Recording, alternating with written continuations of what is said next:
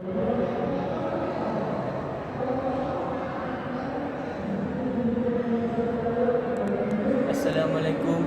warahmatullahi wabarakatuh. Alhamdulillahirrabbilalamin. Wassalatu wassalamu ala asrafil anbiya'i wal mursalin wa ala alihi wa sahbihi ajma'in. Amma ba'du. Rasulullah sallallahu alaihi wasallam pulang melaksanakan Isra dan Mi'raj dari Masjidil Haram ke Baitul Maqdis. Beliau menerima titah Allah yang begitu mulia, yaitu melaksanakan solat 5 waktu. Solat 5 waktu begitu penting dalam agama kita karena mengarahkan jiwa dan raga kita kepada Allah Subhanahu wa taala, dan sampai-sampai dalam agama kita karena dan sampai-sampai Rasulullah sendiri yang dipanggil oleh Allah untuk menerima kewajiban ini. Kenapa? Karena perintah Allah tercatat dalam rukun Islam seperti zakat, puasa, dan naik haji. Semua itu Allah pesankan melalui malaikat Jibril untuk disampaikan kepada baginda Nabi Muhammad sallallahu alaihi wasallam dalam melaksanakan kewajibannya. Namun Allah Subhanahu wa taala dalam menyampaikan titah ini tidak mau menyuruh malaikat Jibril, melainkan Allah Subhanahu wa taala sendiri yang langsung menyampaikannya ke baginda Rasulullah sallallahu alaihi wasallam. Maka itu Rasulullah dipanggil dalam peristiwa Isra dan Mi'raj. Allah menciptakan manusia dalam keadaan resah dan gelisah. Allahu khaliqal insana halu'a. Manusia adalah makhluk yang nalurinya selalu dalam keadaan cemas dan penuh berpengharapan. Oleh karena itu, manusia perlu sandaran yang kokoh. Karena ketika dia dalam keadaan cemas, tidak punya sandaran, maka tidak punya kekuatan. Ketika dia bersandar pada manusia, maka dia sudah menghilangkan kekuatan dirinya. Karena manusia tidak punya kekuatan. Oleh karena itu, kesempatan bulan suci Ramadan ini semakin menegaskan bahwa solat adalah kewajiban yang tidak bisa diwakilkan dan harus dilaksanakan dalam sehari 5 waktu. Oleh karena itu, solat harus menjadi fokus utama sebagai muslim yang sejati. Solat merupakan salah satu rukun Islam. Solat merupakan salah satu rukun Islam dalam ajaran Islam, dan setiap muslim di seluruh dunia diwajibkan untuk menunaikan atau melaksanakan solat, karena solat merupakan kewajiban. Adapun solat sendiri terdiri 5 waktu. Yang pertama, solat maghrib. Yang kedua, solat isya. Yang ketiga, solat subuh. Yang keempat, solat zuhur. Yang kelima, solat asar. Solat wajib tersebut mempunyai beberapa manfaat dan keutamaan bagi para muslim seperti yang telah dijanjikan oleh Allah Subhanahu wa taala. Adapun solat fardu secara umum mempunyai keutamaan untuk menghapus semua dosa-dosa dan kesalahan yang telah kita perbuat.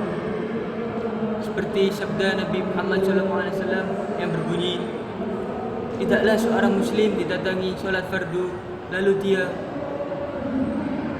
membaguskan wudunya dan khusyuk dalam solatnya, melainkan dia menjadi penebus dosa-dosa yang terdahulu. Selama dia tidak melakukan dosa-dosa besar, dan dia itu berlaku pada sepanjang zaman. Tahukah Anda bahwa amalan yang pertama kali dihisab oleh Allah Subhanahu wa taala adalah ibadah solat?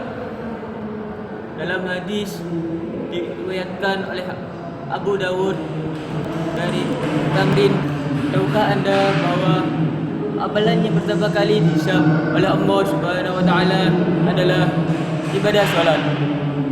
Dalam hadis riwayat Abu Dawud dari Tamrin radhiyallahu an dari Nabi Muhammad SAW, beliau bersabda, sesuatu yang pertama diperhitungkan pada hamba di hari kiamat adalah salatnya. Jika ia menyempurnakan, maka Allah yang Maha Suci berfirman kepada para malaikatnya, lihatlah, apakah kamu mempunyai salat sunnah bagi hambaku, maka sempurnakanlah dengannya fardu yang dilaksanakan, kemudian amal-amalnya diambil menurut. Maksudnya adalah bahwasanya keutamaan dari salat itu sendiri sangat diagung-agungkan oleh Allah Subhanahu wa taala, juga para malaikatnya. Sebagai manusia seharusnya juga tahu lebih menghargai dan melaksanakan apa yang diperintahkan oleh Allah Subhanahu wa taala, apalagi yang diperintahkan tersebut adalah sesuatu yang mulia dan diagung-agungkan oleh Allah Subhanahu wa taala. Tahukah anda apa saja pahala dari keutamaan salat berjamaah?